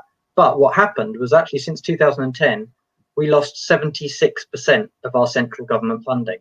Now, if we speak to anybody here, if you lost 76% of your income, you'd struggle to do what you do, right? You'd struggle to live how you lived. You can't do it. And in an area like Croydon in South London, it's half of it's virtually an inner London borough, half of it's like Surrey, really. It's a very diverse borough, but it's really problematic, and it's no surprise that that's happened, and we've seen it in other local councils as well. So the idea of community wealth building is about trying to grasp some autonomy and saying, what can we do? And the best example of that is Preston. And if you look up Preston community wealth building, Matthew Brown, who's now the leader of Preston Council, I think you'll find some really interesting innovations that they've done. And it's based around, look, what can we do with the powers we've got, which are too limited? And I think there's a wider constitutional debate here to be had as well about what powers need to be devolved, because often when we talk about devolution, it's actually sucking powers away from local government into these all-powerful mighty mayors, which doesn't always work. And I won't get into the minefield that's Liverpool at the moment on that question. But, I think there is an issue, which is councils and councillors need to be empowered.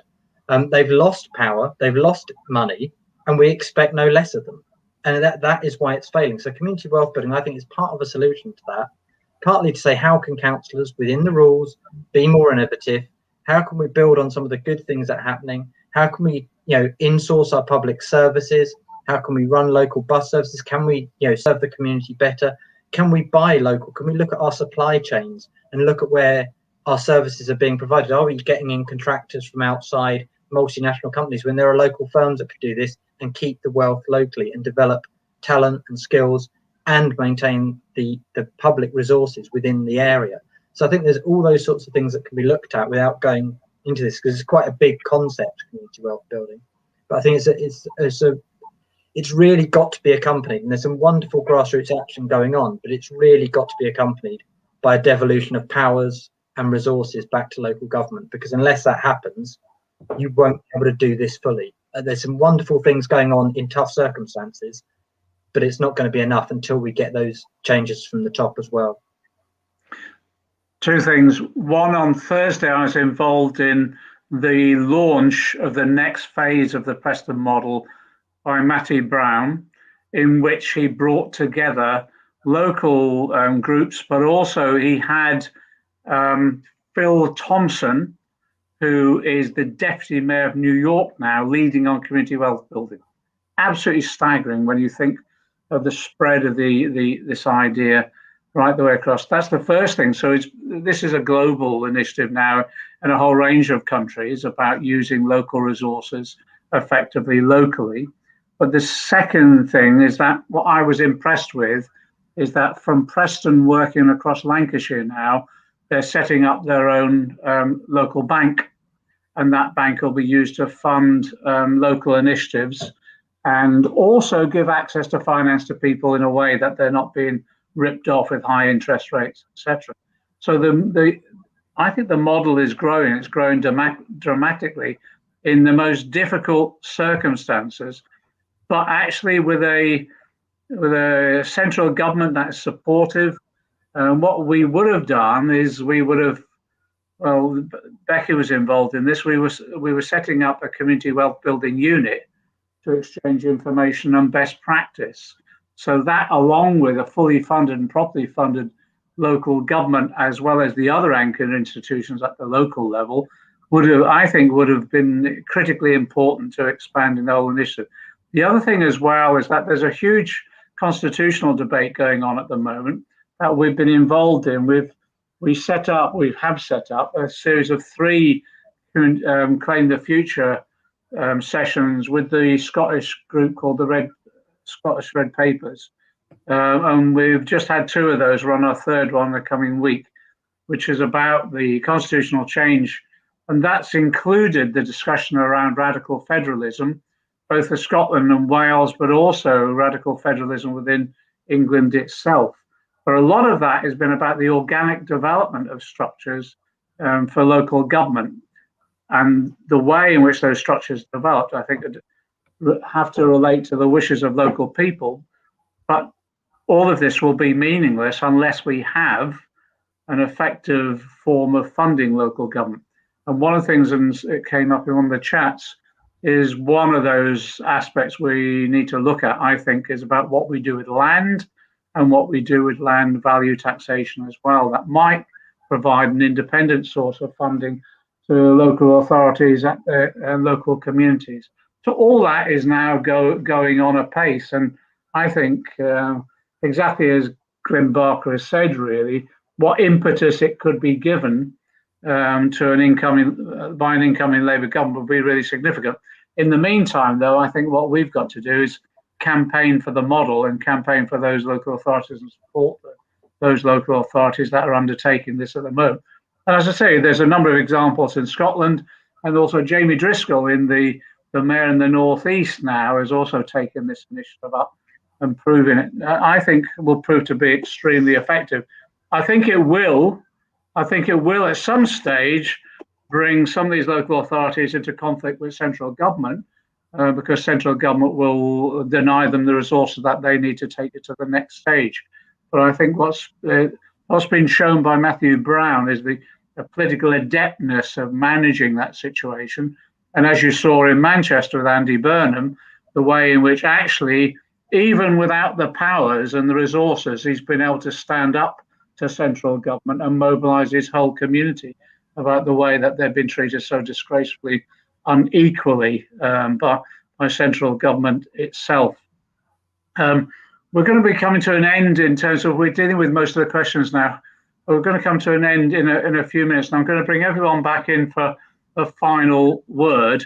But can I just run through quickly, in terms of the Claim the Future initiative, the idea is to stimulate debate around policy ideas, but link them up to campaigning activity. And I know in Colne Valley, people are meeting on a regular basis, and the various campaigns are being launched incredibly successfully.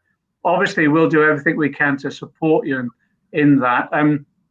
Where you're looking for sort of policy researchers and policy experts, etc., or people with expertise in a particular area, that you might want to talk about some issues about what's happening elsewhere and what leading edge discussions are taking place in terms of research, by all means, we'll support you all we can. I just give one example of that. Yesterday, I was involved in the launch of a database of what's happening across Europe in terms of public services that have been privatized or outsourced, that are being brought back in-house or being re-municipalized. And it's a database at Glasgow University, linked up with a couple of groups, international groups, TNI, transnational organizations, as well as some organizations here.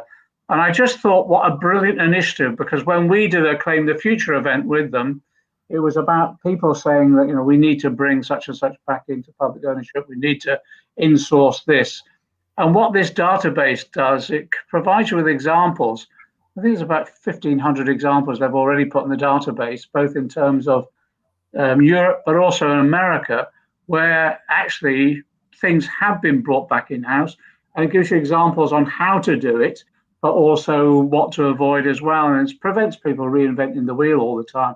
That's just one example, really, as if you're doing something locally like that, we can draw down the expertise from elsewhere that might prompt some ideas as well. And that's what the Claim the Future event was all about. I'll say one final thing about the Claim the Future before I bring everyone back in. Andrew and I have been working with Madeline Williams and the whole team on this issue about debt. Andrew raised it in his introduction.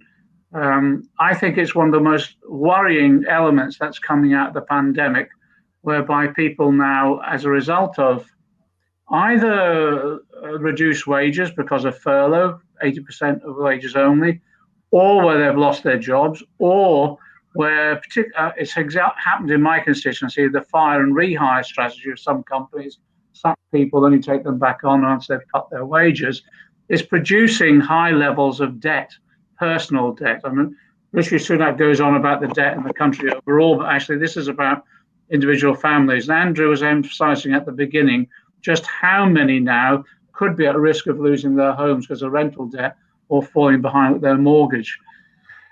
It's one of those campaigns that that we have supported. And last night I was at a launch of a film. You might want to watch it or do something locally about having a discussion about it. It's called The Bank Job. It's where a couple of artists came together and met with an old friend of mine. He's unfortunately died a couple of months ago, David Graeber, who wrote the book on debt. And he's part of the Occupy movement. He was an anthropologist, wrote the book on debt. And basically they set up as part of Occupy, they set up the Debt Collective in America. It's something that we might want to do here, but they campaign to have debt written off. And one way of writing off debt is to buy debt. So in other words, a lot of this unmanageable, hard to collect debt, its price reduces, it's traded on the open market, and its price reduced. So in The Bank Job, what these two artists did, they came to see me, they took me all through it. They printed their own money. They printed their own money and they sold their own money, and they raised £40,000 they were artists. So these are like mini works of art.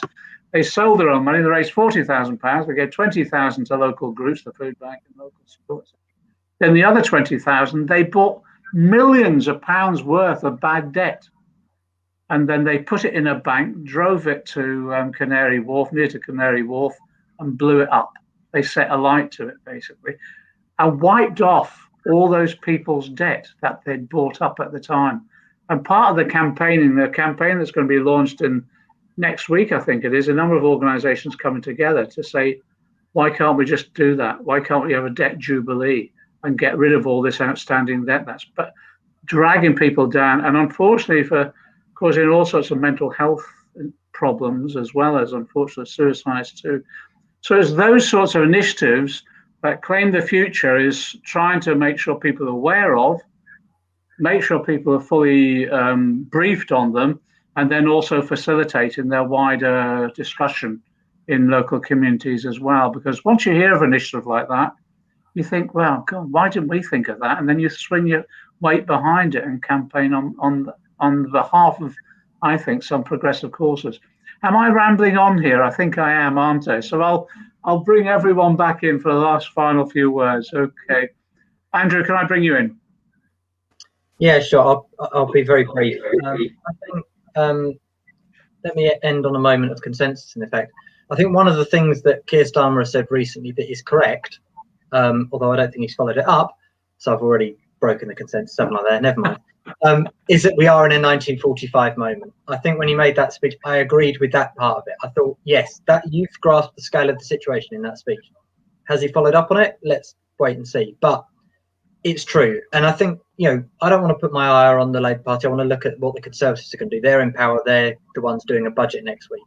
And I think we've heard from every speaker on this panel about the scale of the challenges, whether that's tackling the environmental crisis and getting to net zero and the challenge that provides, about the housing crisis, about the debt crisis, about the number of people out of work and the need for a job guarantee and a minimum income guarantee, and the levels of investment that are there potentially to invest in solving so many of these issues, as well as tackling the structural racism that afflicts our society, the idea of a national care service. I think we are in that 1945 moment. The problem is we don't have the politicians, present company accepted, that can deliver it, frankly. And that's the problem. When you look at the government's plans about extending furlough for 3 months, or a £20 uplift in universal credit for another 3 months, it's just not on the scale that's needed. We are in a huge, huge crisis.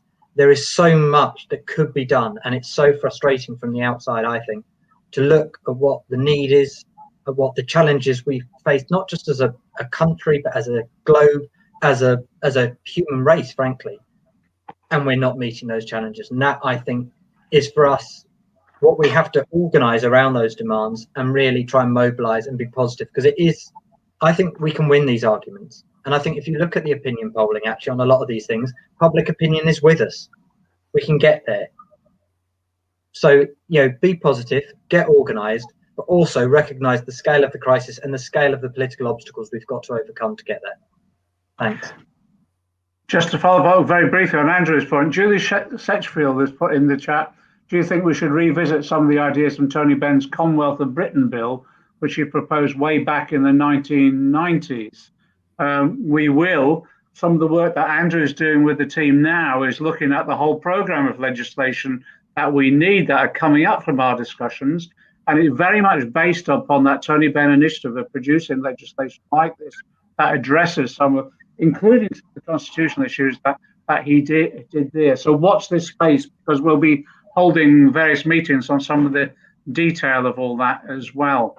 Belle, over to you for a few final words.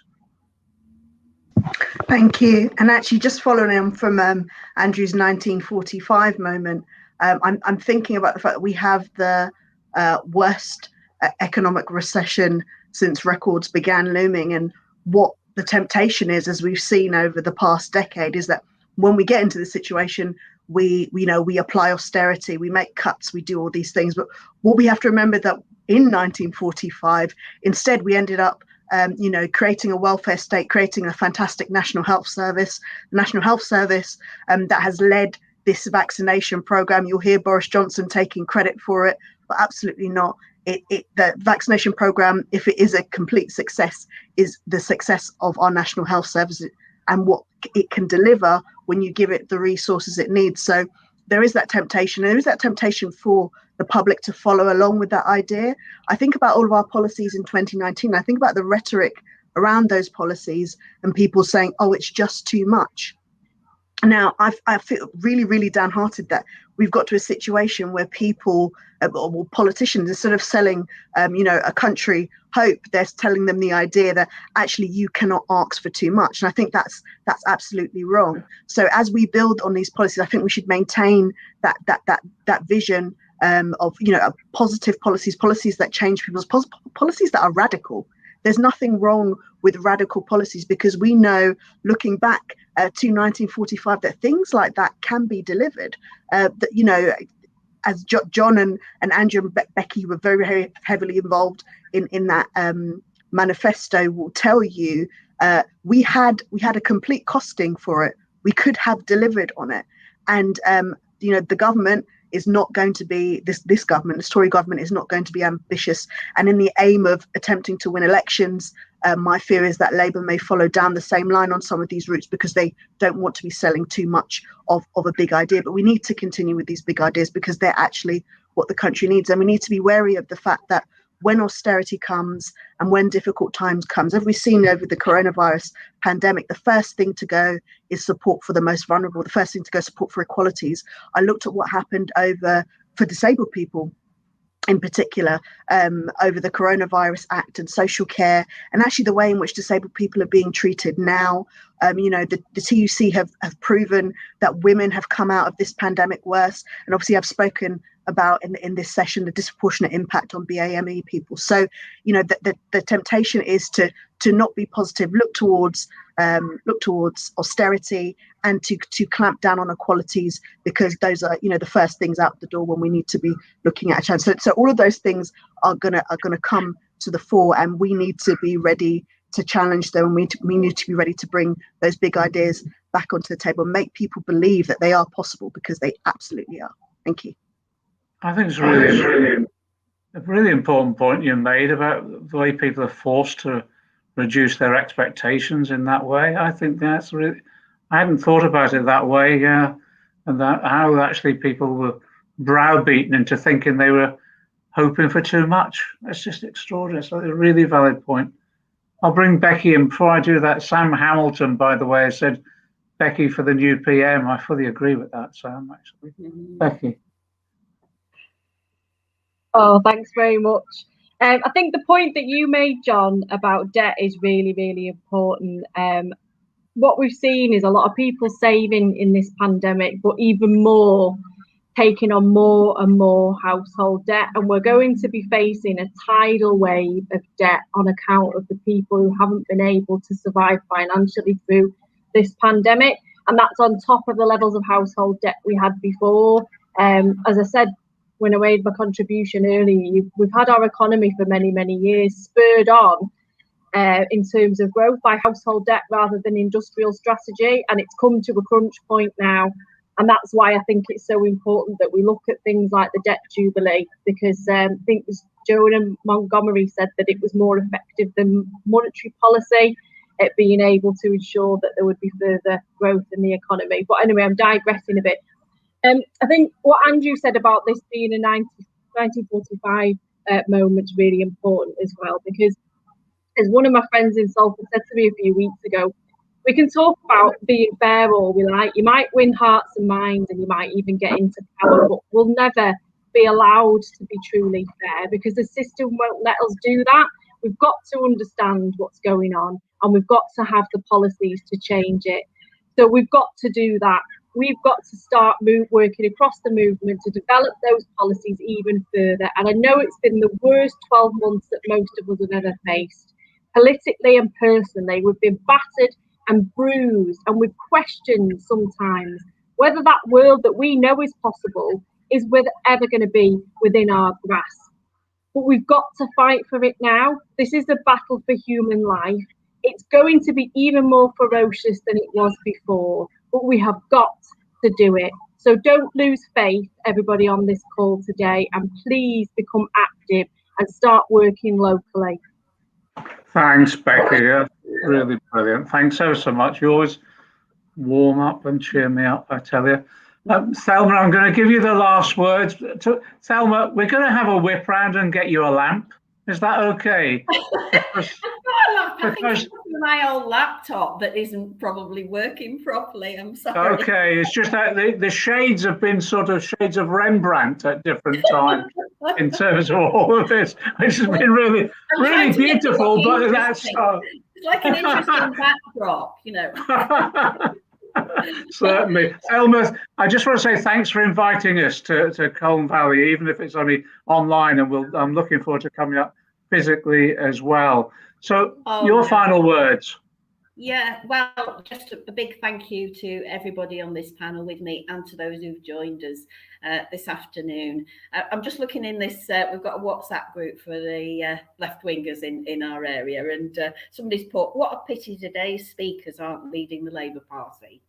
And I'm sorry, but yeah, that's what I feel too, that, you know, just hearing your words, it's just so positive to hear you. And there's people in Colne Valley, all over Colne Valley, with really good hearts doing good stuff for the greater good. But, you know, we can do that, but we need you people, you Labour MPs, to speak up for socialism in Parliament. That's what I would ask today. We know you've got the ideas. We know you've got the courage. We can do what we can do here in Colne Valley. But we need people in Parliament who are going to fight for that greater good and are going to try and deliver those policies that were in our manifestos in 17 and 19. And we're depending on you. No pressure, guys, but you know, we're depending on you to speak up for us, because we can do what we can do locally, but we need people in Parliament to stand up for those policies that were in our manifesto and to be even more radical whenever it's needed. So thanks again, everybody. Thanks, John, for including us. I've certainly enjoyed it this afternoon, and it'll spur us on locally to do more and more, I hope. Thanks, everyone.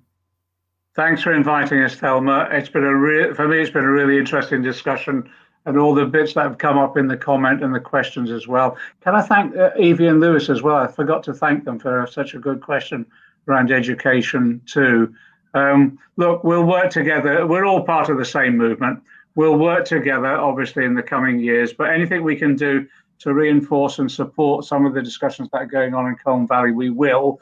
But actually, it's more important for us that we get feedback from yourselves and issues that you're dealing with locally and ideas that you're coming up with that we can then raise in Parliament and raise at the national level in the discussions. I always remind people that actually it was in Colne Valley that the whole concept of free universal broadband originally started. You were the founders of broadband communism. There you are. So we want lots more ideas coming up like that in the future. Thanks everyone for coming along. Hope you enjoyed it and hope you found the discussion stimulating. Good to see you all. Bye.